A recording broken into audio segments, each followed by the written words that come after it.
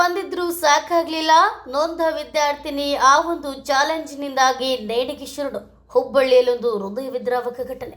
S, PUC ಫಲಿತಾಂಶ ಬಂದು 2 ದಿನಗಳು ಕಳೆದಿದೆ. ಇದೀಗ ಫಲಿತಾಂಶದ ವಿಚಾರವಾಗಿ ಮತ್ತೊಬ್ಬ ವಿದ್ಯಾರ್ಥಿನಿ ತನ್ನ ಬದುಕನ್ನೇ ಅಂತ್ಯವಾಗಿಸಿಕೊಂಡಿರುವ ಘಟನೆ ಬೆಳಕಿಗೆ ಬಂದಿದೆ.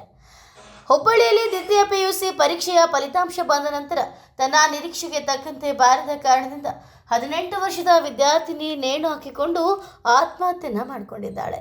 ಶ್ರಾವಣಿ ಮಾರುತಿ ಕಾಳೆ ಎಂಬ 18 ವರ್ಷದ ವಿದ್ಯಾರ್ಥಿನಿ ದುಡುಕಿನ ನಿರ್ಧಾರ ತೆಗೆದುಕೊಂಡಿದ್ದಾಳೆ. ಕನಕದಾಸ ಕಾಲೇಜಿನಲ್ಲಿ ವಾಣಿಜ್ಯ ವಿಭಾಗದಲ್ಲಿ ಓದುತ್ತಿದ್ದ ಶ್ರಾವಣಿ ಈ ಬಾರಿ ದ್ವಿತೀಯ ಪಿಯುಸಿ ಪರೀಕ್ಷೆ ಬರೆದಿದ್ಲು. ಫಸ್ಟ್ ಕ್ಲಾಸ್ ಕೂಡ ಬಂದಿದ್ಲು.